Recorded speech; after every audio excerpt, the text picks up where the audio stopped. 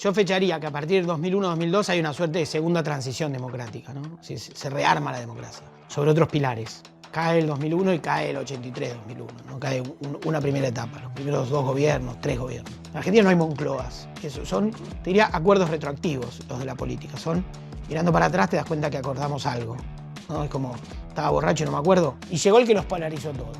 Estaba esa versión de la grieta, ese mal pero representados, eso que tenía, viste, un packaging que dejaba tranquilo a todas las ciencias blandas. De golpe vino uno y dijo, no, igual para mí son todos iguales ustedes, ¿no? Es decir, Milei se quiere llevar, pues quiere enterrar al kirchnerismo y ya enterró a Larreta. O sea, para el tipo son, para mí ustedes que se polarizan, para mí son todos lo mismo. Le he pedido a Alberto Fernández que encabece la fórmula que integraremos juntos. ¡Volvimos y vamos a ser mujeres mejores! Sí. A Milei le van a tener que dar el premio Nobel de Economía. No hay plata. Es un gatito mimoso del poder económico. La plata ya no alcanza para nada. Las EGT, las ETA, tienen que salir ya a la calle. No entiendo. Ya lo vas a entender.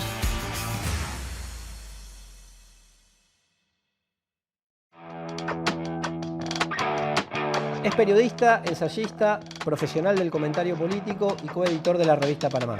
Escribió Orden y Progresismo, Los años kirchneristas y La grieta desnuda junto a Pablo Towson. Además de un amigo, es una voz ineludible para comprender la realidad de nuestro país.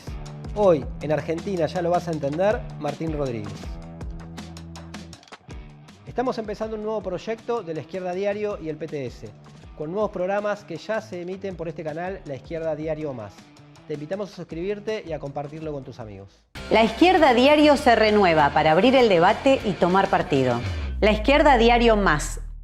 Bueno, Martín, una de las preguntas que ronda el ciclo desde que empezó es, basado en la idea de que este proceso político, este presente de la Argentina, no empezó ni ayer, ni en diciembre, ni hace 4 años, algunos hacen una historia más larga con el neoliberalismo y inclusive la Argentina postdictadura. Ahora, si tuviésemos que situar cuándo se empieza a romper lo anterior y se empieza a gestar un poco esto que estamos presenciando. Para vos, ¿cuándo sucede? Me obligás a ir un poquito atrás para ubicar después en la línea, ¿no? Porque las cosas a veces tienen un día y a veces no tienen un día, ¿no? A veces tienen una fecha, a veces no. Primero creo que si yo fuese un historiador y hago uso ilegal de la historia, que es en mi caso, ¿no? Si fuese historiador haría uso legal, pero yo fecharía que a partir del 2001-2002 hay una suerte de segunda transición democrática, ¿no? Se rearma la democracia sobre otros pilares. O sea, cae el 2001 y cae el 83-2001, ¿no? Cae una primera etapa, los primeros 2 gobiernos, 3 gobiernos.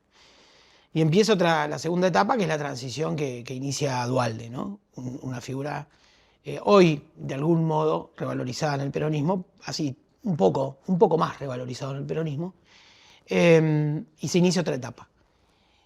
Esa etapa, obviamente, tiene virtudes porque se cayó mucho, porque hubo un rebote, porque a partir de 2003 renace el sistema político, con todas sus letras, en el sentido de que hay un gobierno, por lo menos, que sale de las urnas, aunque sale medio fallado, porque, como dijo Néstor Kirchner, tengo más desocupados que votos, ¿no? Sí, pero uno diría no tiene el origen puramente institucional que tuvo efectivamente Duhalde, ¿no? Que era un convencido de muchas cosas y entre otras de su propia presidencia, pero también de otras. No lo vamos a saldar acá, nuestra apreciación sobre Duhalde, que hemos hablado mucho de eso, somos amigos hace muchos años vos y yo, pero que tenemos mucho sobre eso. Ahora, en 2003 se inicia un ciclo político más con todas las letras, ¿no? Y se reconstruye la representación, por decir así, ¿no? Kirchner es el primero, tiene una virtud, Kirchner, una virtud para el 2003 muy importante, que es que era desconocido. Es decir, hubo un casting, ¿no? Hubo un casting. O sea, de la Sota, Reutemann, que vio algo, que sé yo, son mitos lindos de la política. Felipe Solá también, que se hizo cargo de la provincia, y Rucauf se dio la fuga con la Cancillería. Y entonces, pero no, ninguno rindió. Por H o por B no rindieron. Y entonces apareció Kirchner. Kirchner era un soldado desconocido de la Liga de Gobernadores, no era un hombre. Había tenido sido de los pocos gobernadores que apoyó a Duhalde en el 99, y después se alejó un poquito. Yo no sé si estaba tan convencido de la salida de convertibilidad Néstor Kirchner. Se entendía bastante con Cavallo de mal modo, se entendían de mal modo, ¿no? Es decir, Néstor era un fiscalista también, ¿no? Protegía las arcas de su provincia, y se sabía muy poco, casi nada de Kirchner, casi nada. Sí se sabía que no era del ala más, te diría, de derecha, por decir así, de los gobernadores, ¿no? Es decir, tenía unas amistades, había, ¿no? Ahí el grupo Calafate, y qué sé yo, sería una suerte de dualdismo de izquierda, suponete. Él había ido al acto él y Cristina al acto del 17 de octubre del 98, un acto muy importante de Duhalde. Revisen la prensa y los archivos, porque ahí hay algunas cosas para pensar que son semilla de lo que viene después. Y después el salto a la política de Macri. Entonces Kirchner y Macri arman una época, no automáticamente, es decir, Macri salta a la ciudad de La Boca, ¿no? Es decir, de Sogma al club Boca Juniors. En Boca Juniors se deshace, digamos, del aura de hijo de la patria contratista y se convierte en un hombre popular. Además, el arquetipo de un tipo popular, porque es un arquetipo, no sé, hincha de fútbol, fanático de su equipo, amigo de sus amigos, medio mujeriego, farándula, qué sé yo. El arquetipo medio populachero del porteño. Y se vuelve jefe de gobierno porteño con el tiempo, ¿no? Tarda un poco, pero se arroja a la política. Y nadie daba un sope, nadie daba un mango pero él tenía yo creo que tenía medido uno de los climas del 2001, ¿no? Es decir, que era, te diría, la noche del 19. Yo a veces divido, ¿no? Es decir, sí, la 19 y 20. Claro, la noche del 19 tiene un olor a ciudadanía macrista más fuerte que el 20, que es un día más salvaje, si querés más kirchnerista en un sentido simbólico. Y bueno, y ahí arman una época, ¿no? Y yo creo que arman una época. Ahora, el aurora del kirchnerismo es ese 2003. Y tienen todos los beneficios de algo que ya estaba más o menos armado, ¿no? Se rompe la convertibilidad y se inicia una etapa. Y entonces Kirchner le da como vestido ideológico, vestido político a lo que hizo Duhalde, a un modelo dualdista que creo que hasta el día de hoy no se terminó de romper. Es decir, ¿qué crea Duhalde? Duhalde inventa la gran tracción del poder argentino, que es desde la área metropolitana de Buenos Aires, porque no es solo desde la provincia igual, ¿eh? Es una misión más metropolitana la de Duhalde, aunque nunca los porteños lo quisieron. Y tracciona desde ahí todo. Él saca un 37% en octubre de 2001 en la provincia de Buenos Aires, en medio del voto bronca, y con eso se adjudica de nuevo un poderío, se recupera de la derrota del 99, era el único convencido a lo Duhalde, ¿no? Como expresado medio como un matete, ¿no? Como empresa Duhalde, con un cierto desorden, pero era salgamos de la convertibilidad, y lo puede llevar a cabo. Y bueno, y arma un modelo muy básico, no es un modelo... En Argentina no hay Moncloas, son, te diría, acuerdos retroactivos los de la política, son, mirando para atrás te das cuenta que acordamos algo, ¿no? Es como, estaba borracho y no me acuerdo, es un poco así. No tenés Moncloa, ¿no? El rey y los principales partidos, no. Entonces, qué sé yo, no dolarizar, Kirchner asume con más vehemencia no reprimir, por lo menos toma decisiones al respecto, Duhalde paga el precio por la represión. Costequi y Santillán en el medio. Costequi y Santillán en el medio. Pero no dolarizar y reponer retenciones, liberar un poco el tipo de cambio y digamos, a través de las retenciones y de la acumulación de guita con la exportación, bueno, establecer casi a contrarreloj la primera base de una política social. Entonces vos decís, a todo lo otro, con los años y con el tiempo, el kirchnerismo le agregó anabólicos, le agregó, como se dice ahora, narrativa, suponete, y le agregó política, ¿no? Algo más que, no le agregó solo Tecnópolis, digamos, claro, o Paca, le agregó cosas. Pero te diría que la dirección estaba dada por eso, es decir, reponer una suerte de empate, digamos, y bueno, y tener esa estructura, ¿no? Y ahí entonces surgieron esos dos, ¿no? En 2003 Duhalde pasa al olvido, a un primer olvido, políticamente gestiona mal su post-presidencia, creo yo, porque se queda, de algún modo, si hubiese tenido más grandeza, en ese momento por ahí hubiera dicho, quédate con el poder bonaerense, yo me quedo con la historia, podría haber dicho, ¿no? Porque en el fondo lo que termina pasando es eso, que Kirchner con el tiempo se va consumando de un proyecto cuyo origen era un patagónico que venía del frío, ¿no? Digamos que con toda el aura patagónica malvinera que la tiene, sí, y que expresa una forma de emoción muy buena para la Argentina, a ser un político bonaerense, ¿no? La consumación de eso en etapas, ¿no? Si primero Cristina disputando la provincia con Chiche, que es una mujer de La Plata, Cristina, es una bonaerense de origen, Y después las testimoniales de 2009, donde pierde Kirchner, pero digamos, se convierte en un político bonaerense, ¿no? Y te digo Sí. 2 fechas. Sí, vengo larguero, así No, que... 2008 para saltar de ahí a 2012. Sí, Porque 2008 es otro momento de calle. es el momento de Macri. Claro, es otro momento de Mirá. un salto del 2001 del otro lado, si querés, de un punto de vista, o de uno de los aspectos del 2001, si lo tomo en el sentido que vos lo decís. Sí, es como si fuera el 2001 es el cacerolazo en sí, el 2008 es el cacerolazo para sí, ¿no? Es decir, hay un salto. Te separan 7 años, pero esos 7 años son, viste, no sé, 7 años en el Tíbet, ¿no? Son 7 años realmente misteriosos. ¿Qué pasa ahí? ¿Qué le pasa a la sociedad? Porque del 2001, que se vayan todos, una especie de grito de guerra a la nada y a la intemperie, a esa plaza bastante partida en dos, yo creo que como decís vos jodiendo siempre, con la correlación de fuerzas del lado del campo, sin dudas, habría que ver cuántos cristinistas de hoy, o de hasta ayer nomás, eran en ese momento, soplaban para el lado del campo, ¿no? Que era quien tenía la calle y tenía el clima de época, ¿no? Capturado, ¿no? Y ¿sabes por qué digo? Porque en ese sentido el kirchnerismo completa su identidad, ¿no? Tiene su gesta identitaria, ¿no? Su derrota digna, por decir así, ¿no? El voto no positivo, los 10 segundos que parecía que Cristina se iba del poder y todas esas cosas. Pero también Macri, un lector del conflicto, un lector. Es decir, Macri ve en el conflicto el despliegue de su proyecto, la proyección nacional. Entonces, por eso Macri pasó de ser un político porteño a un político nacional, con todas las letras, a partir de la lectura. ¿Qué es leer el conflicto? Ver que en el mapa del conflicto, el mapa verde del conflicto, puede estar perfectamente el mapa amarillo de sus votos. Te pongo un dato ahí que lo saqué de Orden y Progresismo, que es uno de tus libros, que en las elecciones del 2007, Carrió, que ahora también se está volviendo como una lectora un poco desde afuera, ponele, de este momento político, ya había visto que Cristina había perdido en los centros urbanos. Sí. Que había perdido en los centros urbanos. Y como que eso prefiguraba en cierta manera 2008 y todo lo que viene después, ¿no? Sí, Carrió es una muy buena lectora, ¿no? Carrió tiene una de las grandes plataformas, digamos, de la política, que es el ágora televisiva, ¿no? O sea, es una gran intelectual de la política. Una vez Beatriz Arlo dijo, es una política tan interesante que ya no es política, ¿no? Dijo de Carrió, es una frase buenísima.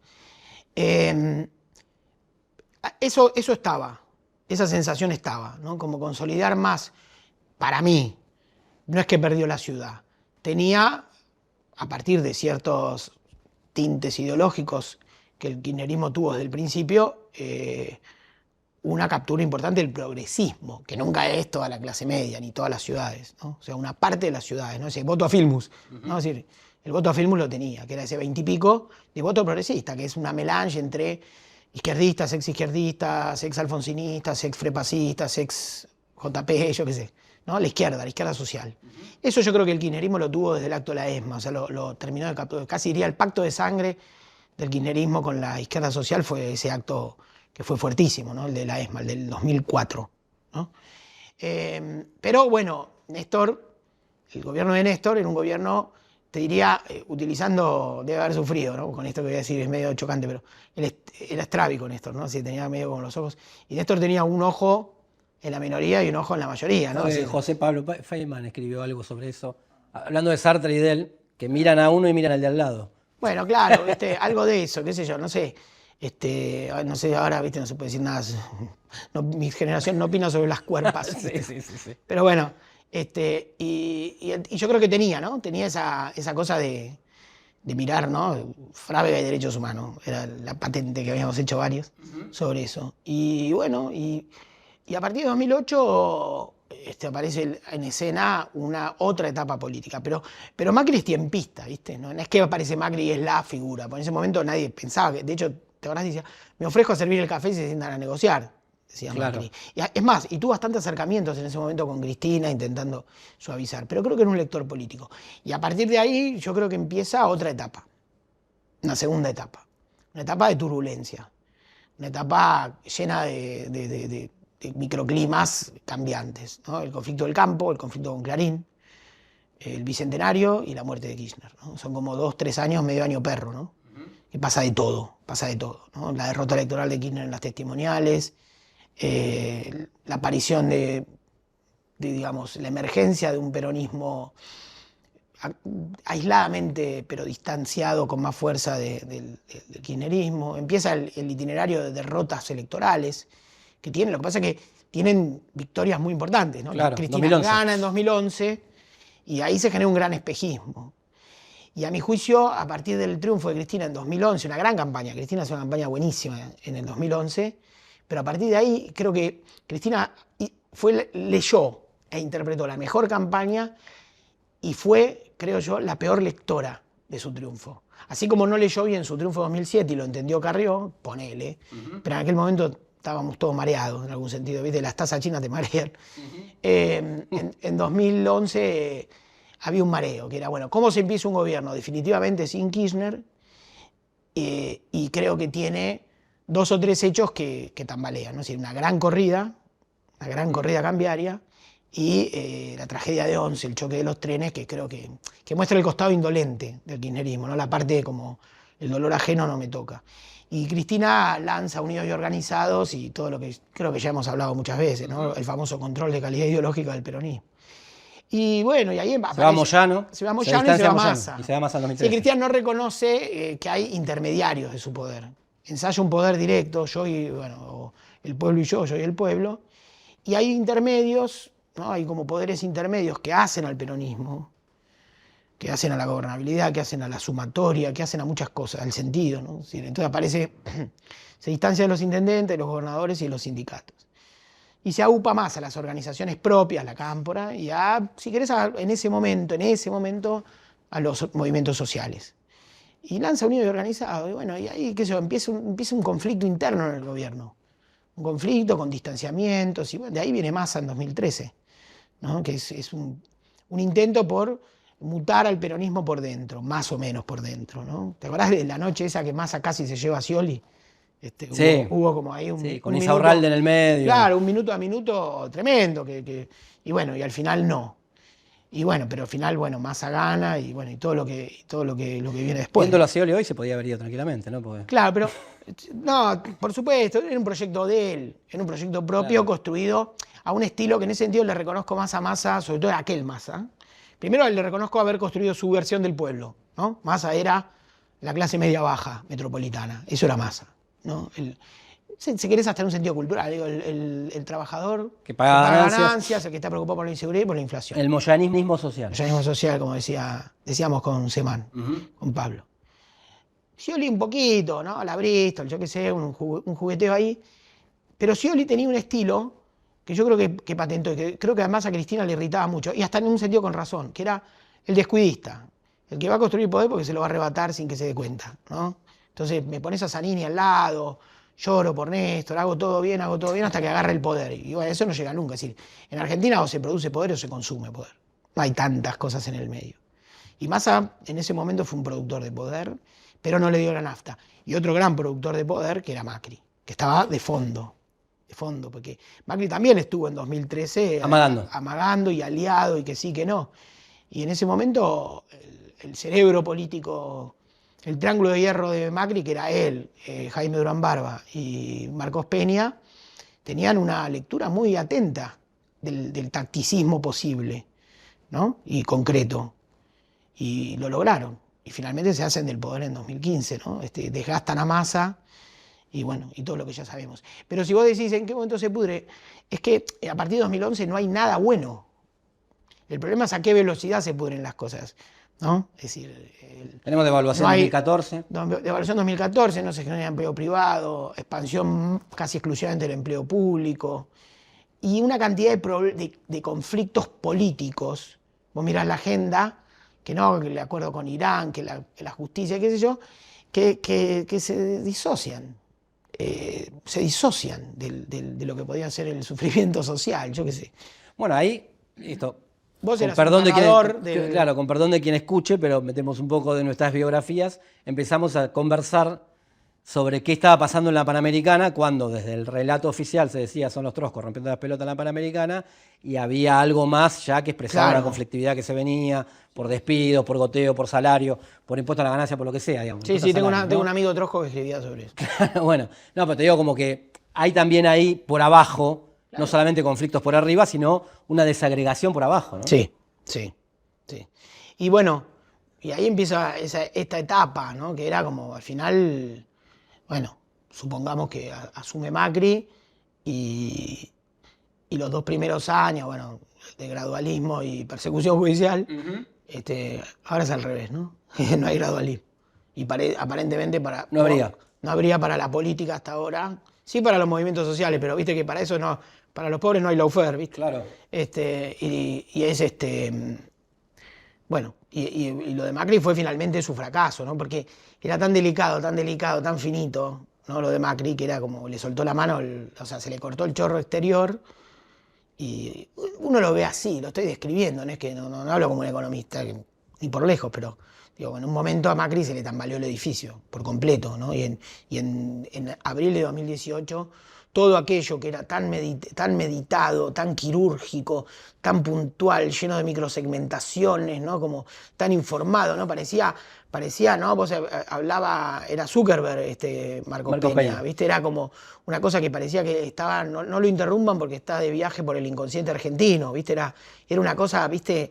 Paciente y lentísima, pero que el tipo estaba no sé qué, y de golpe, che, no hay más dólares. Y se derrumbó todo el castillo en naipes. Te traigo un poquito acá. ¿No hay algo de eso en el mito de Santiago Caputo? ¿No puede haber algo de eso también parecido? Después volvemos, digamos, ¿no? Pero el mito de Santiago Caputo es como, en un sentido, quiero decir, siempre hay cerebros en los gobiernos. Siempre hay un cerebro, ¿viste? Decir, che, yo quiero conocer a la mente oculta. Siempre. En algún momento se fantaseaba que Alberto era un buen curador del kirchnerismo, sobre todo para cierta sensibilidad, no sé, porteña, suponete, o nacional, o de los medios. Zanini, ¿no? El cerebro judicial de no sé qué. Con Menem también, que Bauzá, que Cora. O sea, siempre hay uno que hace de eso, ¿no? O sea, no solo la opacidad clásica del operador, el nosiglismo de la democracia, que democracia con eso no alcanza, pero sin eso no se puede, digamos. Pero bueno, pero también la idea de que hay un gran operador, que es el que va con la valija, ¿viste? Típico de los 90, ¿viste? Che, estalló tal provincia, bueno, hay alguien que viaja con la valija de ATNs y apaga el incendio, ¿no? Entonces podría ser Cora, suponete. Pero también un cerebro más, ¿no? Para ir a Eduardo estratega, Menem. claro. No sé, ahora me agarra flojo de papeles pensar en quién era en los 90, porque creo que fue mutando, ¿no? Pero había varios, o no era uno solo. Pero hay alguien que es más profundo, que entiende, ¿no? Hay intelectuales, ¿no? Hay alguien que lo encarna. En Macri auténticamente era Marcos Peña quien concentraba, era como el 10 de ese equipo que estaba pensando y que tenía una idea de comunicación, una idea de cosas. Era realmente un gobierno muy autoconsciente, profundamente autoconsciente. O sea, tenía una teoría política, visto ahora. En aquel momento era muy obvia la crítica también. Pero a la vez, viste, bueno, ganan en el 17, Cristina pierde las elecciones en el 17 con Gladys González, con Esteban Burrich, que tiene esa enfermedad, pero digamos, no sé, era como, ¿no? Parecía una cosa imbatible, ¿no? Parecía que éramos todos boludos menos. Ellos renegaban de cosas que eran muy, muy claves. Por ejemplo, decían ellos, los afines, no nos importa la centralidad política, no nos importa, viste, las conversaciones por WhatsApp de la sociedad, el 90% no son de política, o sea, tenían un montón de leitmotiv. Hay que bajar el volumen de la política. Claro, no podían bajar la inflación, pero sí la intensidad, digamos, o pretendían bajarla más rápido la intensidad que la inflación. Y ahí yo te digo, el estilo Milei es el contrario, ¿sí? Y Santiago Caputo, en un sentido, sí, es un poco sigiloso como era Marcos Peña, si no lo ves todos los días como Corach saliendo de la casa con 80 noteros, pero tiene una forma, un estilo y deja trascender una leyenda que, digo, no, Marcos Peña parecía un niño explorador, y un poco lo era, porque nadie es tan lejano a lo que, ¿no? Entre ser y parecer. Y Santiago Caputo, viste, es lo que ya todos lo dijimos, no sé, ya nos aburrimos de leer sobre él y de hacer perfiles sobre él, entonces, qué sé yo lo veo como si efectivamente es alguien a quien Milei respeta mucho. Lo que pasa es que es al revés, ¿no? Yo creo que Milei colocó, es decir, de lo que veníamos anterior, era, viste, sobre todo en ciertos lugares, ¿no? Que retomaban los hilos del populismo y la teoría populista. Era como, atacamos populistas y nos defendemos con el consenso democrático, ¿no? Ese era como el movimiento que se hacía hasta la irrupción de Milei. Y Milei te dice, a mí el populismo me encanta, mi problema es el consenso democrático y te lo voy a romper, ¿no? O sea, en ese sentido es un tipo que homologa las formas del populismo, o sea, la Sí, decisionismo. Sí, viste, el amigo-enemigo, o sea, toda la básica de lo que sí se De Laclau. discute con Laclau, claro. Toda la agarra, ¿no? Decir, bueno, este esquema lo reproduzco perfectamente y discuto el corazón de los consensos, ¿no? Es decir, en ese sentido, tanto Cristina como Macri eran muy institucionales, vistos ahora. En lo discursivo, digo, en lo discursivo. Paradojas de Milei. Milei tiene un discurso público recontra crítico del sistema democrático, de los consensos democráticos, de los hitos laicos, ¿viste? O sea, Milei te discute la República Perdida, te discute el consenso alfonsinista, te discute todas las cosas que parecieran ser como el primer cemento, ¿no? Y a la vez es un hijo del sistema democrático. O sea, ganó en provincias donde no tenía ni un fiscal. O sea, nadie le debe tanto al sistema, entre comillas, que él quiere romper como él, ¿no? En tanto y en cuanto le dio una presidencia. También le debe a todos los que pusieron plata creyendo que era el útil. Y hablo de las dos grandes coaliciones. Sí. La ruta del dinero de la ruta campaña. del dinero M. Y bueno, anda a buscarla. Yo no me quiero meter en problemas, pero anda a Eso buscarla. es un poco lo que dice el Turco Asís, de que fue un producto que salió tan bien, que le ganó a todos, inclusive. Claro, era útil para todos, o sea, fue inútil para todos. O sea, los cagó a todos, ¿no? Tomando un poco esto que veníamos hablando, vos tenés una definición que a mí me gustó bastante, digamos, que explica un poco lo que pasó en este último tiempo, o hace un diagnóstico de lo que pasó, que es en polémica en cierta medida contra cierta politología, digamos, que decía, bueno, mirá, no importa lo que está pasando con la sociedad, el problema es que esté bien representada, ¿no? O sea, la grieta es un problema, ponele, pero en última instancia contiene. Y lo importante es que contenga. Hasta que dejó de contener, ¿no? ¿Cuánto jugó esa relación directamente política, esa dinámica directamente política en la emergencia de Milei? ¿O cómo reaccionó la sociedad ante esa representación? Cualquiera de esas lecturas que puedas vincular esa definición. Sí, porque uno primero diría, la polarización, las polarizaciones hacen a la política, ¿no? Hay cosas que son como el estatus natural de la política, ¿no? A veces hay más, a veces hay menos. Obviamente adquieren vocabularios y repertorios nuevos. Yo qué sé, a partir del 2008 se empezó a hablar de otras cosas, ¿no? Es decir, se empezó a hablar del campo, se empezó a hablar de la soja. Es otra frecuencia, ¿no? Es decir, Bañeto, Clarín, todas cosas que no estaban en el vocabulario de un militante político, digamos, del peronismo, de lo que sea, hasta el 2008, no estaba. No estaba. Cambió todo. Pero bueno, van apareciendo etapas, y ahí apareció también un momento donde un conflicto llevó al otro, ¿no? El conflicto del campo derivó en conflicto de Clarín, el conflicto de Clarín derivó en conflicto con la justicia, el conflicto de la justicia derivó en conflicto con Estiuso, ¿no? Al final, sí, casi el último día del gobierno de Cristina era como, sacaron la última máscara y era la cara de Estiuso, ¿no? Digamos, que a su vez era el gran hombre de la democracia, en un sentido de la inteligencia, ¿no? Un personaje obviamente tremendo, ¿no? Cuando apareció la serie de Nisman era como, era eso. Nos solucionamos todos ahí. Claro, vos esperabas, viste, era un delegado municipal, ¿no? O sea, además lleno de muecas de extorsionador, pero no era como encontrarte en la Panamericana, en una GNC con un extorsionador por un secuestro con la bonaerense. O sea, no tenía nada del estilo. Vos te esperabas encontrar a, no sé, 007, ¿viste? Y no era eso. Pero bueno, todo fue derivando en una especie de guerra hacia el fondo, ¿no? Del oscuro hacia el oscuro, que no terminó en nada. Y la sensación es que el sostenimiento teórico, por decir así, de la política, ¿no? Esta idea que ahora podríamos decir mal pero representados, ¿no? Donde la política había encontrado un orden. Es decir, había un orden que se deseó desde el principio de la democracia, que era constituir un gran bipartidismo, dos grandes partidos, dos grandes identidades, una un poco más a la derecha, una un poco más a la izquierda, qué sé yo, y que era un poco intercambiable. Es decir, a Alfonsín le encantaba la idea de que el radicalismo sea el partido de centro-izquierda y ubicar al peronismo en su centro-derecha. A Cafiero eso no lo dejaba conforme, a Menem sí. Y después a Kirchner tampoco, es decir, Kirchner también quería. Kirchner, mal que le pese por ahí a a muchos de los que recuperan ahora a Kirchner como, ¿no? Como la gente más de Moreno, que se dice, no, porque el progresista, digo, Kirchner tenía una preocupación constante después eso implica que después hablaba mal del progresismo. Muchos argumentos se muerden la cola, pero para Kirchner la transversalidad, el acercamiento a la centroizquierda era un mandato. Bueno, el libro de conversaciones con Di Tella, ahí está, ¿no? Bueno, Sí. el libro de conversaciones con Di Tella, que Di Tella es uno de los que le dice construir al peronismo como la socialdemocracia real, dicho rápido, ¿no? Es decir, que tenga, o sea, viste, como Di Tella decía, venía y decía, hola, soy socialdemócrata, decía, bueno, ¿y cuáles son tus sindicatos? ¿No? Es decir, él no era un socialdemócrata de salón, ¿no? Pedía algo más que socialdemocracia a la socialdemocracia. Pero bueno, algo de eso, ¿no? Que es un lugar común, que era, bueno, que haya un partido de centro izquierda y un partido de centro derecha. Y el kirchnerismo, quieras que no, con Kirchner, hablando bien, mal del progresismo, depende la hora, depende el día, pero con los movimientos de derechos humanos, subiendo a Estela, a Eve, se ubicó en la izquierda. Y quiso que sea un movimiento de centro izquierda, eso, complejo.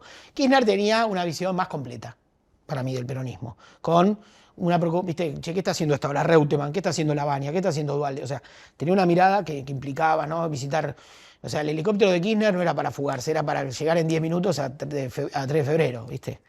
¿No? Entonces, eso era una virtud, porque tenía una cosa más coalicional, ¿no? Ana Natalucci decía, ¿no? Es decir, con Kirchner también se va una idea de coalición, ¿no? Más que, y que eso es lo que para mí, digamos, en términos personales, no me interesa hablar de mí, pero también yo estaba metido ahí y en términos personales, aún en la irrelevancia, pero me sentía más alejado en el proceso post-Kirchner, visto ahora, ¿no?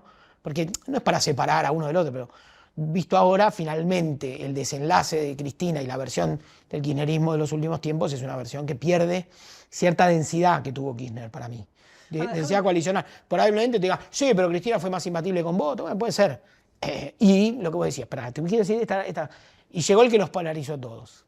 Es decir, estaba esa versión de la grieta, ese mal pero representados, eso que tenía, viste, un packaging que dejaba tranquilo a todas las ciencias blandas, de golpe vino uno y dijo, no, igual para mí son todos iguales ustedes, ¿no? Es decir, Milei se quiere llevar, pues quiere enterrar al kirchnerismo y ya enterró a Larreta. O sea, para el tipo para mí ustedes que se polarizan, para mí son todos lo mismo, ¿no? Y los polarizó a todos, de algún modo. Y eso, ahora, ¿por qué lo pudo hacer? Porque sabe, porque es eficaz, porque es un líder, por un montón de cosas, y entre otras cosas porque toda esa grieta tenía mucha sociedad fuera de radar. Ahora, te quiero meter un ruido ahí, porque es como una idea, ojo, que está de que Néstor tenía un expertise político distinto, más amplio, más coalicional, después viene Cristina y se cierra. Ahora, las condiciones del viento de cola, de las tasas chinas, cuando cambian también son complejas, ¿no? O sea, que también determinan un poco la práctica política. Quizá 2009 hubo un rebote, 2008 empezaba una crisis importante, 2009 hubo un rebote, 2010 la crisis internacional, mucha guita en el mundo, pero 2011 empezamos de nuevo. Justo coinciden los ciclos políticos también con los ciclos económicos, donde empieza cierta caída, ¿no? Eso también jugó en contra, ¿no? Para hacer una defensa de... Sí, además mucho tiempo fuera del poder. Más allá de que el gobierno del Frente de Todos, de Alberto Fernández, ahora es como un no lugar, ¿no? Nadie fue, ¿no? Nadie fue, increíble. Pero sí, es cierto también. A ver, en Kirchner había un estilo también, que hace a la política. Pero viste que dicen, no, las formas, qué sé yo. Kirchner probablemente en intimidad podía tener hasta peores formas que Cristina, no lo sé, qué sé yo. Era más, podía ser un tipo irascible, yo qué sé. Pero me parece que tenía una sensibilidad política, ¿no? Que escuchaba más vos hablabas de ruido, los ruidos del peronismo, ¿no? Es decir, qué le pasa a tal, cómo hablar con aquel, ¿no?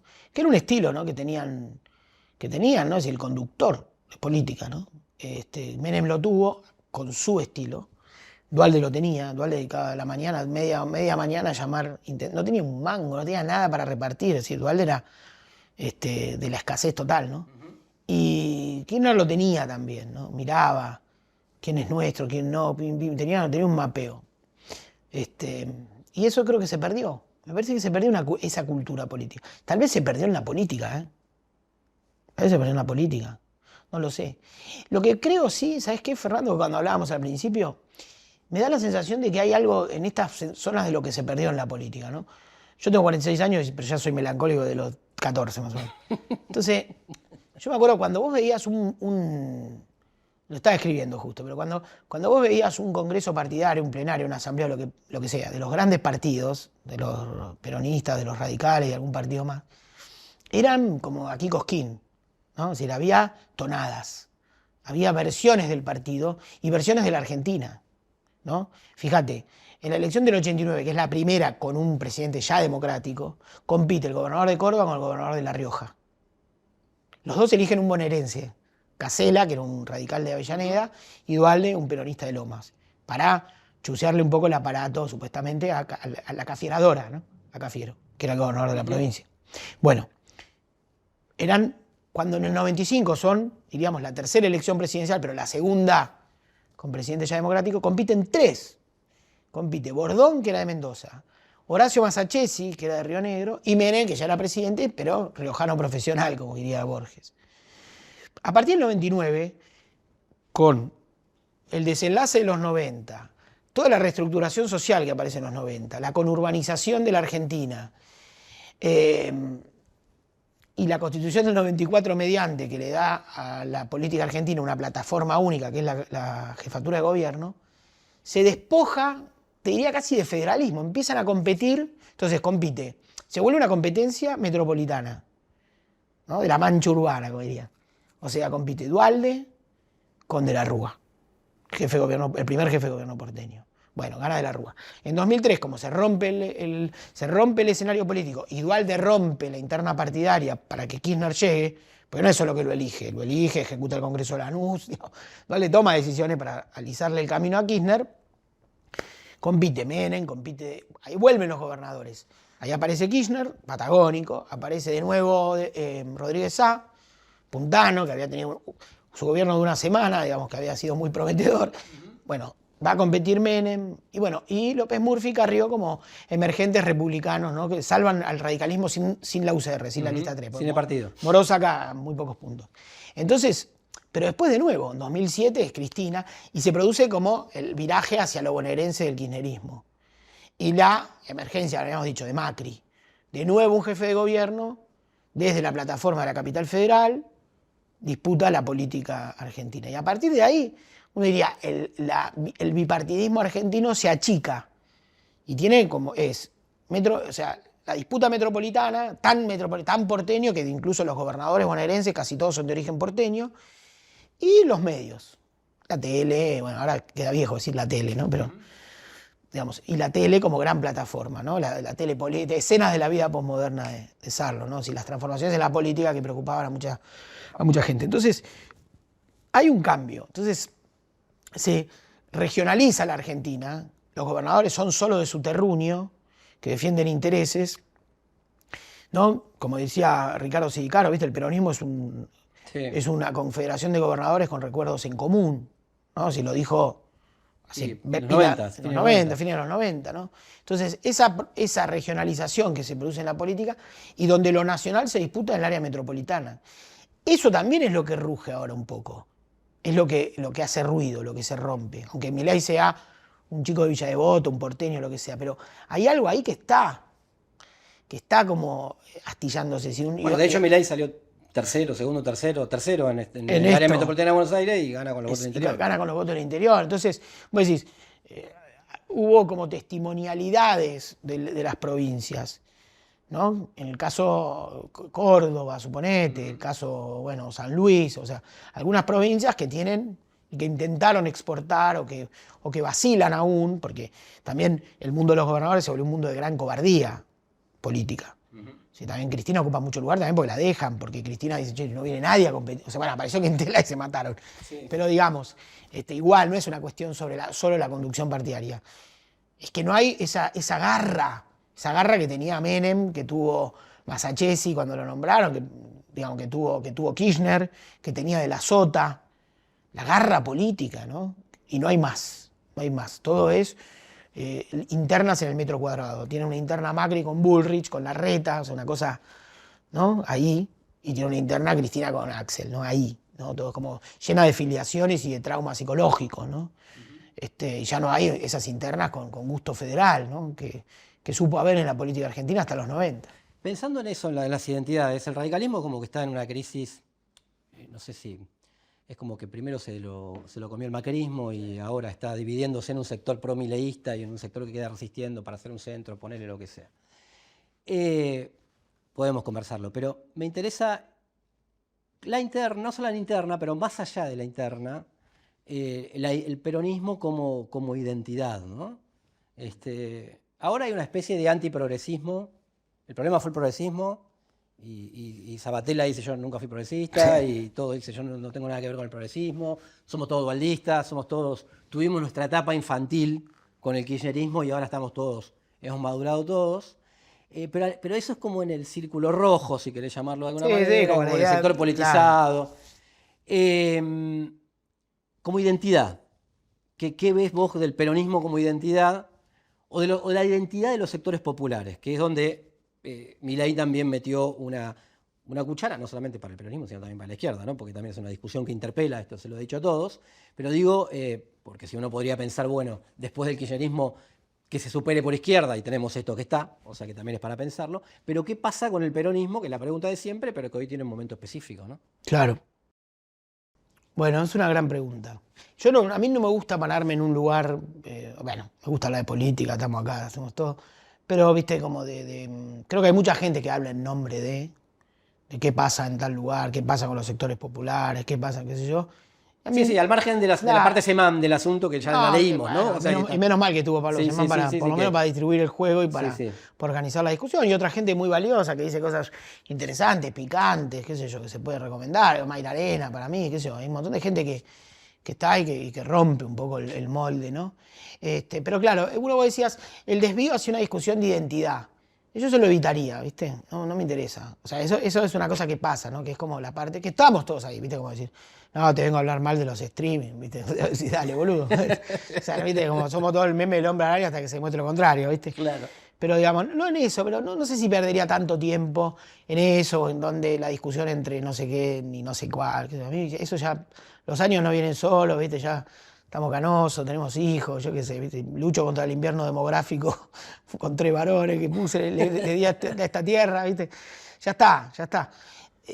No sé, me da la sensación de que hay una distancia que se fue dando entre la política y voy a decir así, lo voy a decir muy así, de un modo muy exagerado, entre la política y la gente. Se fue abriendo una distancia, se fueron abriendo idiomas distintos. Se fueron despertando otras relaciones entre la gente. Permítanme usar la palabra gente, ¿no? Que suena, pero entre la gente y la guita, entre la gente y el Estado, entre la gente y la política, entre la gente y las identidades que creíamos que eran el catecismo popular, ¿no? Entonces, me da la sensación de que hoy no sé.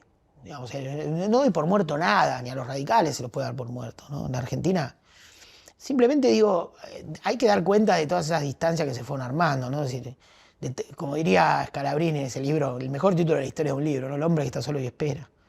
Yo creo que hubo mucha gente que estaba sola, creo que se fueron dando cuestiones a partir, decíamos, en 2011 se empieza a romper los últimos estragos o los últimos ecos de virtudes de aquel modelo, ¿no? Milei rompe eso, rompe el modelo dualdista, o quiere romper el modelo dualdista. De hecho, mete los dedos en el enchufe, toca todos los tabúes. Dice, no dolarizar, dolarizo. No reprimir, bueno, protocolo antipiquete. ¿Qué más? ¿Viste? O sea, y va agarrando tema por tema, ¿no? Política social, por lo menos me la agarro contra las organizaciones sociales. Las políticas de asignación directa son más difíciles de romper y uno espera que no se rompa, ¿viste? Que alguien respete algo, ¿no? Es decir, que el 14 bis de la democracia sea la UH, que costó un huevo. Además hubo que, como todas las grandes ideas, no eran fáciles de parir. No había consenso en el kirchnerismo, me consta, yo estaba adentro, sobre la UH. Y está bien, la política es así. Casi te diría, Néstor pierde las testimoniales y, viste, la sociedad le habló con De Narváez y él le respondió con la UH. Porque de verdad que hubo una lectura hasta geolocalizada de Kirchner por saber por qué mierda perdió en la provincia de Buenos Aires. Y metió la UH, ¿no? Porque, Alicate. Claro, rompió un poco el potenciar trabajo, políticas más focalizadas, más enlatadas, más direccionadas a tal o cual cosa, y dijo, no, basta, listo, vamos por la asignación, ¿no? A lo bestia. Muy bien, digamos, un gran aporte a la democracia, nadie lo rompió, digamos, nadie va contra eso. Pero digamos, Sí, Milei contra esos consensos que estaban, ¿no? Que eran como nuestro nuevo preámbulo constitucional en la segunda transición, más chiquito, más tipo, che, no nos matemos, che, si alguien tiene hambre, dale un plato de comida, ¿viste? Como unas cosas básicas, lo digo mal, pero cosas más básicas, ¿no? Y ahora parecieran volver sobre eso. Entonces vos decís, me parece que había una gran intemperie que no se veía. Y después decís, bueno, pasó la pandemia también. Y en la pandemia, ¿qué pasó? ¿Viste? En la pandemia se dio algo que tenía que ser pensado por quienes tienen responsabilidad por pensar y que no podía ser omitido, y sobre todo que tenían responsabilidad por pensar y que además están cerquita de quienes mueven presupuestos, ¿no? Digo, Alguna política pública. claro, y también era que la pandemia nos mostró las desigualdades, pero una sobre todo, creo que fue la más importante, que quedó en evidencia, que no se supo qué hacer aquel gobierno, que era la desigual relación que se tiene con el Estado. Entonces, vos decís, mucha gente veía el privilegio del estatal, del estatizado, ¿no? Versus el quilombo el que se tiene que ganar el mango solo, el que estaba fuera de radar. Digo, vamos a hacer un IFE, se anotarán 6 millones, vinieron 13, no sé cuánto fue el número. Sí. O 7, poner que dijeron, vamos a tener 8, tendremos 9, tenían 13 palos de gente. Y en un momento la cuarentena, no, porque, viste, la cuarentena era no, porque primero, no, porque el rugby, no sé qué, el surfista, no, porque los runners de, no sé, bueno, flaco, en un momento los que te rompieron la cuarentena fueron la gente que salió a buscar el mango. Y esa pasta que se te va del pomo no la podés volver a meter, porque no es con disciplinamiento. A vos te hablo, viste, el Alberto, profesor de educación cívica, poniendo 24 amonestaciones, viste. No, flaco, ya está, no podés volver atrás. Y suele ocurrir en Argentina, pasó con la convertibilidad, pasa con que nos enamoramos del instrumento. Y entonces era no, ¿cómo? La pregunta parecía que era cómo volver a la cuarentena para volver, ¿viste? Salir mejor, el a Pedro Can, bueno, todo ese discurso, ¿no? Como romper el déficit, ahora eran todos tipo, hablabas de macroeconomía y se te reían todos en una fiesta. Estamos bajando la curva. Claro, no importa, qué sé yo. Y de golpe, bueno, pasó lo que pasó. Tampoco nadie lo previó. ¿Qué había que hacer? Digo, había que ponerse en los zapatos de ese gobierno y pensar cómo carajo salir de eso. No era fácil. Pero siempre la parte ese tic nervioso del argentino que se enamora de lo que sale bien, ¿viste? Entonces, ahí quedó. Y entonces creo que hubo una especie de que se empezó a descomponer. Se empezó a descomponer. El otro día lo decía bien Sheila Bill, que decía, viste, como la grieta más intervecinal, la grieta de no, este cobra el plan, no, este. Y eso empezó como a tener más, que siempre estuvo, pero empezó a tener más volumen. Y el que labura solo, viste, era como. Por eso Milei, como símbolo, era como él y el pibe de Rappi, como diciendo, ¿dónde está el Estado? No hay Estado acá. Vos, tu guita, tu aplicación, viste, la calle, la intemperie, si llueve, ponete bajo el árbol, y yo, un roto, como vos, con mi hermana, que mi viejo me fajaba, o sea, la sociedad de los rotos. Entonces, bueno, eso. Y yo digo, ¿dónde estaba el peronismo ahí? Estaba como demasiado estatizado, ¿viste? Estaba en una charla TED sobre políticas públicas, ¿viste? Sí. Pero eso pasó.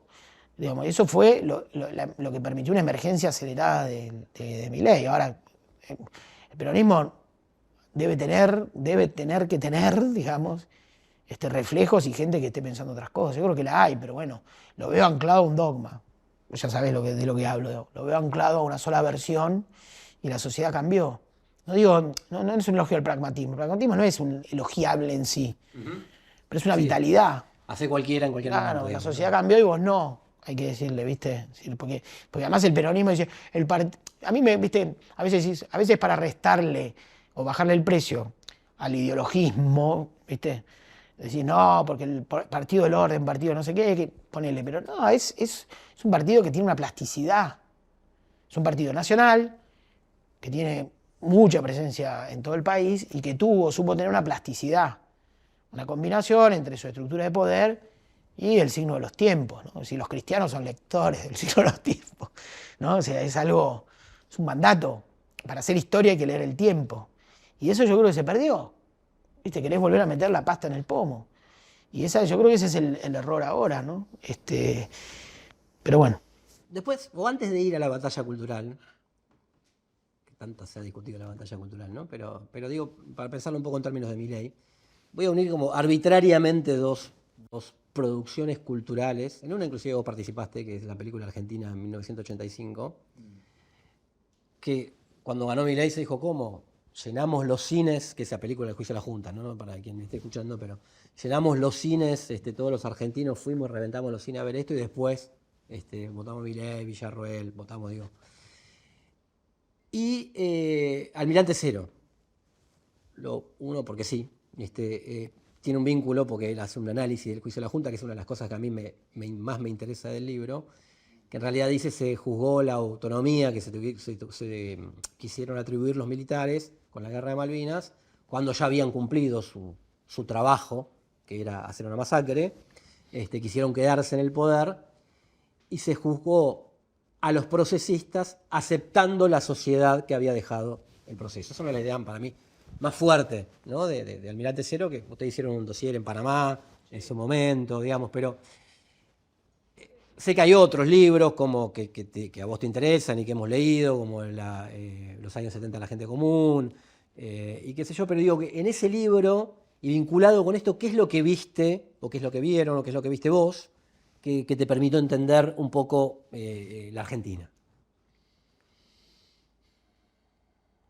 La dictadura es un tema recurrente, ¿no? Si en el cine otra película, ¿no? Otro relato sobre la dictadura, volver a la dictadura, ¿no? Es decir, toda película sobre la dictadura en el fondo tiene un poco manos arriba del Oscar, ¿no? O sea, hay algo de búsqueda de eso. Evidentemente la Argentina tiene una historia ahí que... Pero a mí me parece que lo que tiene Almirante Cero de Uriarte es que penetra la primera capa, ¿no? Porque en el fondo es una especie de ensayo biográfico, ¿no?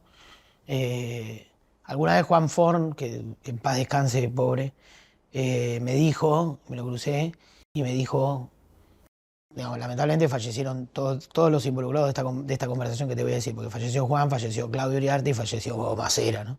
Que era que Macera lo llamó una noche a Uriarte y le dijo, me gustó el libro, lo leyó, ¿viste? Que bueno, hablaría de un modo inteligente de lectura, ¿no? Porque el libro obviamente que es condenatorio, no es que el libro obvio, sí. Tiene las condenas al día, claro, ¿no? Sí.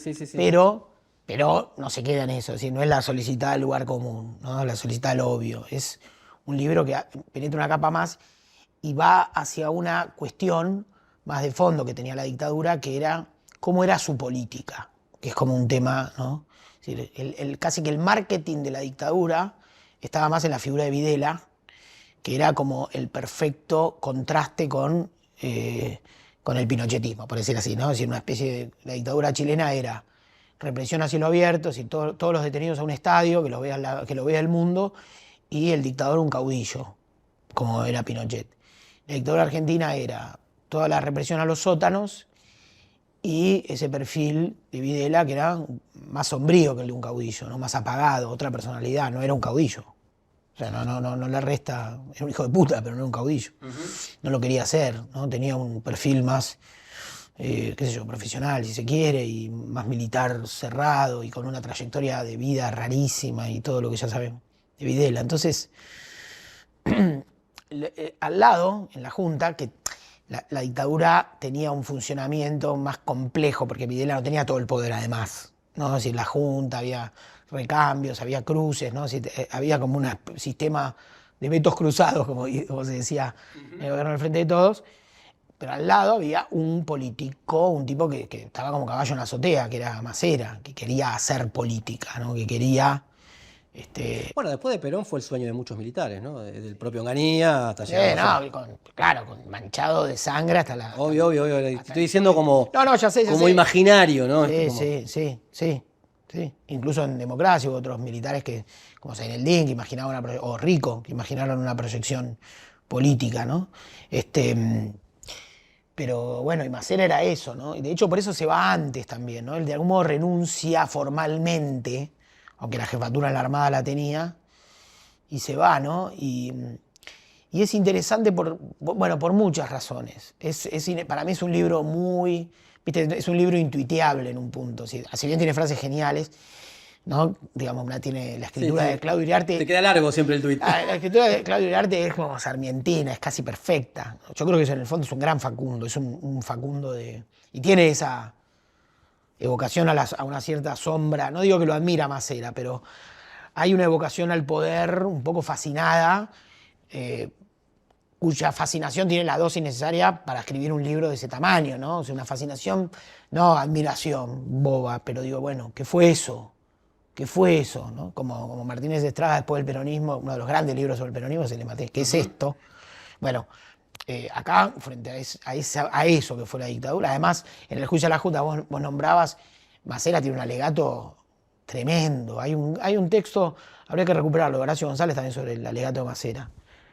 Muy importante el alegato, muy complicado. Porque un poco ponen, es decir, pareciera que Macera parece también un lector de Uriarte, que a la vez era un lector de Fowell. Si vos agarrás las columnas de Fowell, que están, el gran Francisco Garamona las reunió en un libro que se llama Los libros de la guerra, ¿no? En Mansalva, ¿no? Que son todas las columnas en El Porteño y qué sé yo, de Fowell. Está garabateado un poco la gran hipótesis, no la voy a decir porque no me va a salir a esa perfección, pero la gran hipótesis que maneja Uriarte, que es un poco eso, ¿no? Finalmente, casi diciendo, a mí me parece complicada y habría que para discutir, pero sería algo así como el juicio a las juntas es más una consumación del propio proceso que su derrota. Exacto. Ponele, una cosa así. Nos condenan a nosotros y aceptan la sociedad que nosotros le damos. Claro. Digamos, ¿no? A mí me parece como, es tan buena frase que ya no es real. Viste que es un poco, o sea, es tan buena la frase y es tan perfecto el escenario que pinta que se le escapa la realidad. No era tan, o sea, no es tan así. Creo yo, no sé, igual da para dónde va a apagar la cámara, vamos a tomar un café y volvemos y hablamos 2 horas. Porque... La sociedad argentina se había empezado a movilizar ya con el 79 en adelante, y mucho antes. Un montón de cosas y además hay que ver los límites que digamos, sí, es largo para charlar, pero no me deja tan conforme. Pero bueno, era eso. Entonces uno diría, Uriarte completa de algún modo un argumento que Macera esboza, balbucea más o menos en su propio alegato, ¿no? Que dice, ustedes me juzgan ahí, pero Macera más o menos le dice a los jueces, ustedes están ahí porque ganamos nosotros. Pero si no ganamos nosotros, ¿qué había ahí? Un tribunal popular, un juicio revolucionario. Entonces, bueno, o sea, me hubiesen juzgado a mí, pero otro tribunal, dice, bajo otras leyes, con otros derechos, qué sé yo. Bueno, eso más o menos la parábola súper interesante de ese libro, que es de los pocos libros que para mí... Hay un montón de libros de los 70, de la germinación del orden que conocimos, ¿no? Porque de ahí venimos, ¿no? Pero hay textos que son como, ¿no? Como el ensayo de Fowell sobre la película Nunca Más, no la película, sobre el documental que emite la televisión, ¿no? Y cómo Fowell empieza el programa de televisión con gritos de parto. Y Fowell siempre, ¿el parto de qué es eso? Él dice que de algún modo los montajistas, inconscientemente, los gritos del parto del nuevo orden, ¿no? Es decir, en fin, la democracia de la derrota de Horowitz también. Bueno, Horowitz. Va en esa continuidad. Horowitz y Uriarte que trabajaron, digamos todo, además lo decían ellos y con mucha honestidad y valentía en un punto. Porque ya trabajamos el diario Convicción. Que es el diario bancado por Macera. Bancado por Macera, no, recontrabancado por Macera. Iba a veces, caían los cierres de edición, caía Macera alguna vez, ¿no? Es que andaba con una pistola, no era el mini staff, está claro, pero bueno, tenía un control sobre el diario. No, te digo, a mí lo que me interesa es darle un poco más de densidad político, teórica, si querés, no sé si teórica, pero sí política, ideológica, a la democracia peronista radical, como cantábamos nosotros, como se cantaban las marchas de la izquierda, para entender los límites, ¿no? Porque creo que hay también en este itinerario de 40 años algo con contradicciones, porque yo tampoco no voy a ser tan ciego, no ver los matices, ¿no? Pero de haber aceptado ese escenario social legado por la dictadura, que se fue empeorando con vaivenes, digamos, y que también nos trae un poco hasta acá, ¿no? Seguro. O sea, hubo un montón de cosas que tuvo límites la transición, Es decir, y también si vos mirás las transiciones, si vos mirás la transición chilena, la transición uruguaya, y decís, bueno, la transición argentina fue guapa, ¿viste? Mucho menos pactada, digamos. Mucho menos pactada. El otro día veía unos videos, la visita del 87 que hace Juan Pablo II a Chile. Te digo que ese papa, bueno, permitime, Adelante, paréntesis, adelante. lo abro y lo cierro, ¿no? Un papa para mí muy importante, digamos. El tipo en el 87 en el Estadio Nacional dice, en este estadio, ¿no? Donde hubo tanto dolor y se viene abajo el estadio. Tiene una denuncia. Y él para ahí, sí, después en varios actos también. Y hay un acto donde se cagan a trompadas y él se queda. Era un Chile que era un quilombo. Después al otro año, el 88 es, ¿no? El plebiscito. El plebiscito. Sí. Pero bueno, él va en el 87. Cuando hace la visita a la Argentina, hace un itinerario, obviamente, hace el Cono Sur. Pero bueno, esas transiciones también fueron muy complicadas, ¿no? La Argentina tuvo sus vaivenes, ¿no? O sea, en eso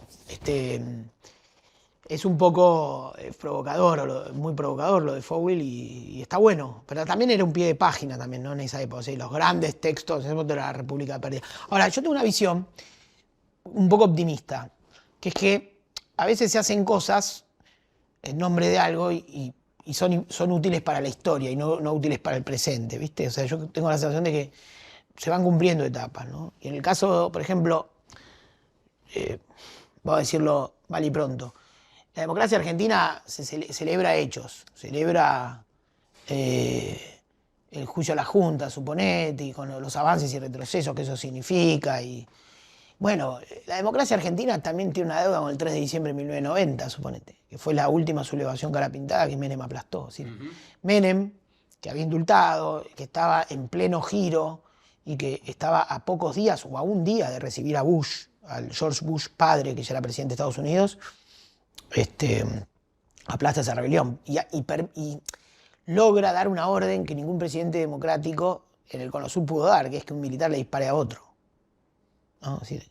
Y lo logra, y eso genera, por supuesto, una subordinación al orden civil, que vos podés decir, bueno, que luego, si pones el énfasis en el movimiento de derechos humanos, que luego es aprovechada por el movimiento de derechos humanos, que es tenaz, que sigue, que no pueden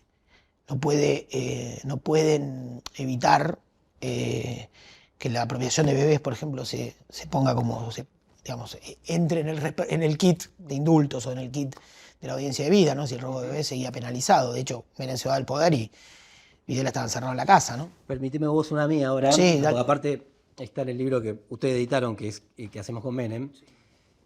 Hay una parte de eso, de la posibilidad de terminar de liquidar el partido militar, liquidarlo físicamente inclusive, porque en un sentido, a lo Uriarte ya no hacía falta, yo voy a aplicar este programa. El programa del capitalismo aperturista, del consenso de Washington, lo aplico yo, no lo necesitamos más a ustedes tampoco. Lo que pasa que en la prosa de Uriarte, en esa visión, la historia es algo que tiene una explicación siempre, una lógica interna. Claro, una mano perfecta, una eficacia, es un asesino que no está nunca en la escena del crimen. Siempre se consuma lo que la historia pide. Entonces había la sensación, digo, está bien, es cierto. Es decir, la visión de un marxista muy lúcido, ¿no? Como era Uriarte. Y mucho más, otras cosas que fue pensando y otros giros que tuvo que son súper interesantes. Yo lo sigo, digamos. Sí. Habría que escribir el almirante cero de Uriarte. Cosas que lees. De hecho, creo que cuando murió... ¿En qué año murió Uriarte? Bueno, no importa. Pero sobre Juan Pablo II me acuerdo de haber leído un artículo de Uriarte extraordinario. Pero bueno, la historia hay que hacerla. La historia también tiene ejecutores concretos de las cosas, ¿no? Uh-huh. Y bueno, es un diálogo entre el trazo metafísico de la historia y el trazo concreto y el barro concreto de la historia. Entonces ahí yo veo, ¿no? Porque digo, bueno, hay que ver. Por otro lado, también hay que ver que la Argentina abandonó una política de defensa, se quedó sin un ejército. Es decir, en todo esto hay complejidades, ¿no? Uh-huh. También, ¿no? Uh-huh. Que es algo que, digamos, que no hay que perder de vista, ¿no? Ahora, con Victoria Villarruel, Milei incorporó un poquito todo esto, ¿no? Pero quizás, pienso yo, no es lo esencial de su discurso, de su relato, de lo que quiera. Ahora, yo fui a Orden y Progresismo, a una definición que vos planteabas, el tema de la batalla cultural, para ir a esto y para tomar este aspecto del mileísmo, para mostrar los límites, decías, la lucha ideológica del kirchnerismo, la lucha política, se terminó reduciendo, un poco en serio, un poco en broma, a una lucha de clases medias. Claro, ¿no? claro. La vecina de Palermo progre contra la vecina de Palermo reaccionaria. ¿No se invirtió un poco eso ahora y la vecina de Palermo reaccionaria ganó? llegó a las elecciones, pero tiene los mismos límites y Milei cree que es mucho más que eso. No sé si se entiende la analogía, digamos. El kirchnerismo creía que su ideología se había hecho expansiva y que lo que se discutía en esos sectores politizados era lo que discutía la sociedad. Y de repente la sociedad le decía otra cosa, le votaba otra cosa o le interesaban otros temas. ¿No le pasa un poco a Milei también que su batalla cultural cada vez se achica, digamos, o que, no sé si cada vez se achica, sino que cree que ha ganado todo, inclusive cuestionar esos consensos, y sin embargo en la Argentina habitan otras cosas también, la ideología promedio, digamos? Todos los gobiernos tienen un gran momento, tienen o tienen que tener un gran momento. O sea, todos los gobiernos engendran una melancolía. ¿Viste? Como decir, mucha gente diría, qué bien vivíamos aunque sea no por razones económicas, qué bien vivíamos en el alfonsinismo, yo qué sé, yo soy un tubi que andaba solo, ¿no? Canta canciones de la trova. El menemismo, el 1 a 1, es decir, ese amor en el closet, ¿no? Que era, ¿viste? Alguien vio $1 alguna vez, dijo Perón, y Menem dijo, acá hay dólares para todo, por un ratito. Entonces hubo un momento, ¿no? Y el kirchnerismo ni hablar, tuvo un momento de boom del consumo. Entonces el kirchnerismo combinaba, ¿no? Combinaba, o supo combinar en momentos una buena economía de discusiones que siempre tienen una localización más chiquita y hasta que, ¿viste? Más costumbrista y de la que se puede uno reír, qué sé yo. Pero ahora Milei tiene que construir su buena época para ser alguien en la historia. Uh-huh. Y hay que ver si le da el cuero. Y su buena época significa, bueno, empezó por el alivio de la inflación y tiene que levantar la economía. O sea, hasta ahora no veo. O sea, si va a ser a pura batalla cultural y como se dice, y recesión, no. Y te agrego una, ¿no está construyendo un poquito una grieta ahora también con Cristina? Pero esas cosas yo no creo tanto que los políticos mueven, ponen, sacan, generan, suben, bajan. O sea, cuando vos decís la sociedad contenciosa, que es un concepto que a vos te gusta mucho, en una sociedad contenciosa es difícil decir, che, les pongo a Cristina, entonces ustedes se entretienen con Cristina, entonces después no sé qué sé yo. No. Además, Cristina tiene una estructura de sentimientos, que es, yo diría, el gran problema para construir la posteridad, digamos, del kirchnerismo, lo que venga después o algo, también pasa por una complejidad que no hubo con Duhalde, por ejemplo, que Kirchner, no hubo político que le debía más a otro que Kirchner a Duhalde, y sin embargo, Duhalde también le debió a Menem, pero sin embargo lo superó, no había una estructura de sentimientos en el dualdismo, había una estructura de poder y poder territorial en todo lo que se sabe. Cristina tiene una estructura de sentimientos con un núcleo de la sociedad que no es mayoritario ni por lejos, pero que sí que existe. Entonces el peronismo tiene que, de algún modo, y que además no es solo un consorcio, ¿no? Que es una cosa más amplia socialmente, ¿no? Es decir, Cristina se localiza más en el Gran Buenos Aires también, ¿no? El sentimiento hacia ella. Es una alianza, ¿no? Entre sectores medios más progresistas y digamos, sectores pobres, ¿no? Humildes. Ahora, lo de Milei, no sé, o sea, viste, como demasiado pronto para mí. O sea, análisis con esa retroactividad que podemos tener sobre otras décadas es difícil. Yo veo que la gestación de él, a favor de él, obviamente hay un liderazgo y decisionismo, ¿no? Si veníamos de Alberto, ¿no? Viste, la lapicera y toda esa cantinela, bueno, ahora tenés un tipo con lapicera, parado ahí, y no sé, viste, tiene que crear una época en un sentido más abarcativo, más estructural.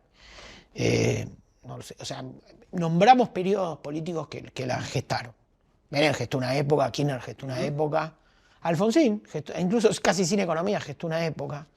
O sea que el balance de los 40 años de democracia contiene grandes capítulos de lucha, de intensidad y un rato de cola en Frávega también, ¿no? Yo la sensación que tengo, bueno, Ezeiza para conocer... Pensando en voz alta, ¿no? Es como que, bueno, en general se ponían objetivos. Tengo este objetivo. Alfonsín terminó diciendo quiero consolidar la institucionalidad y bueno, me conformo un poco con eso y lo que sea. Sí. Leía la biografía del Turco Asís y el Turco Asís dice, bueno, menos un capitalismo popular, un capitalismo posible, digamos. Y me da la impresión que Milei es como, digamos, batallas y le vamos conociendo las batallas todos los días, sí. Pero ¿para qué guerra? Digamos, ¿cuál es la utopía? ¿No? ¿Para llegar a dónde? Porque ahora la inflación, ponele una cuestión, pero... Porque siempre va a haber, si uno lo toma, es como una contrarrevolución permanente, ¿no? Si uno lo toma su letra, de antes de las elecciones, aunque después baje un poco su discurso, es como hasta el fin del Estado no voy a parar, digamos. Hoy es la FIP, mañana será el otro. Entonces, Yo creo que ahí tenés que ver, o sea, vos tenés 3 tipos que están pensando ese gobierno, que son de algún modo delegados de él, porque el tipo es él, ¿no? Eso es como Menem, ¿no? Pero sabe delegar, ¿no? Que es un tema que en el peronismo no se supo. casi desentenderse. Digamos. Sí, Delega tanto sí, que casi no, se es que desentiende. Menem tenía una seguridad ontológica, ¿viste? El tipo era realmente muy seguro. No te acordás una anécdota, ¿viste? El tipo estaba sentado leyendo el diario, llegaba Caballo a las puteadas, Caballo puteador, siempre también otro arrebatado fuerte, otro de persona fuerte, dice, si no pasa tal cosa, renuncio, ¿viste? Y Menem leía el diario, ni levantó la vista y dijo, bueno, renunciá, chango. Y se quedó así leyendo el diario como, a mí no me vas a correr, ¿viste? Y era muy seguro. Pero Milei tiene 3, ¿no? O sea, por un lado, Toto Caputo es como el que hace el control de daños, ¿no? El que asegura que el dólar no se dispare, el no sé qué. El otro Caputo, Santiago Caputo, es el de la comunicación. Y Sturzenegger hace como la política de autor. Hace las cosas por las que él, viste, como de regular esto, sacar aquello, ¿no? Y yo creo que ahí en ese triángulo está... Después si querés hay otros, te digo, Patricia Bullrich, que yo del orden, pero... Él no es un fascinado del orden ni de la cana, ¿viste? Me da la sensación, sí, medio a ojo, no lo veo ni lo veo tan, o sea, tan enredado con la dictadura. ¿Viste? Que no es un tema que que a Milei lo... No es mi agenda, dijo, de hecho, cuando se peleó un poco ¿viste? Cuando dijo, con, no, Isabel Perón, la AAA, está bien, por la interna, ¿no? Con Victoria Villarroel. Victoria Villarroel, ¿no? Que sacó la foto con Isabel Perón, pero no lo veo tan enredado en esa. ¿Viste? Que en Milei se descubren temas que él omite, que no le importan, ¿no? Que tampoco lo veo enredado en las causas, que la corrupción y no sé qué, ¿viste?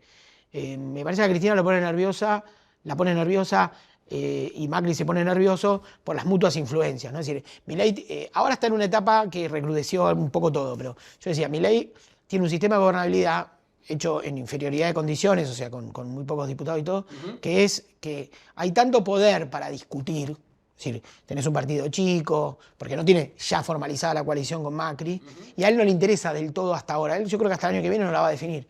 Entonces, Milei es crear un espejismo bajo el cual todos creen, distintos opositores creen que están negociando algo en la lucha contra otros opositores, ¿no? Una cosa así.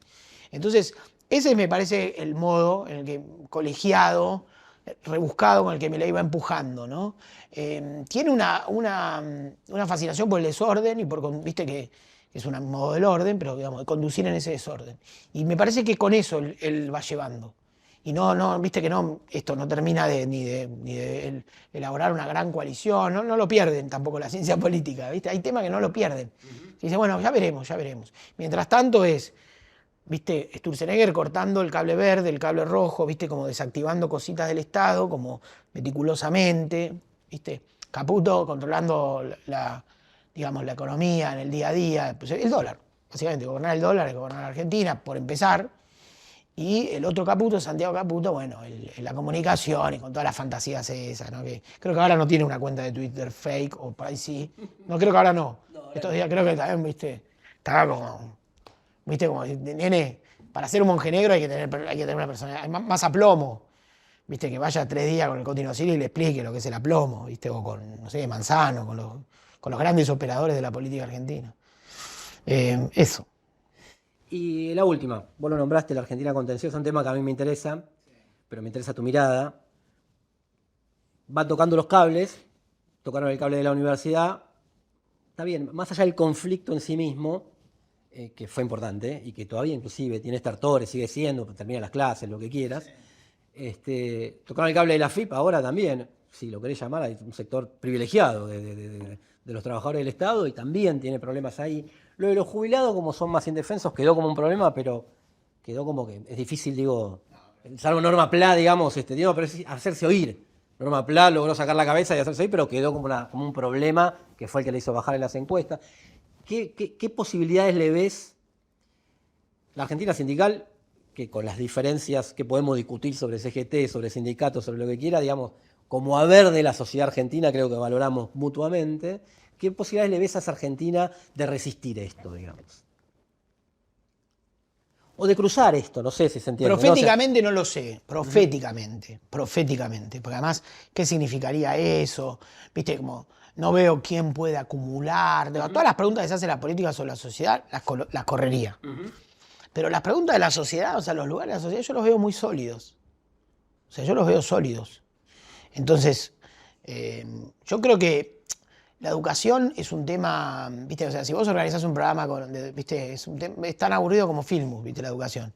Ahora, hay una parte que me parece que se activa en la sociedad cuando cuando se amarrea eso.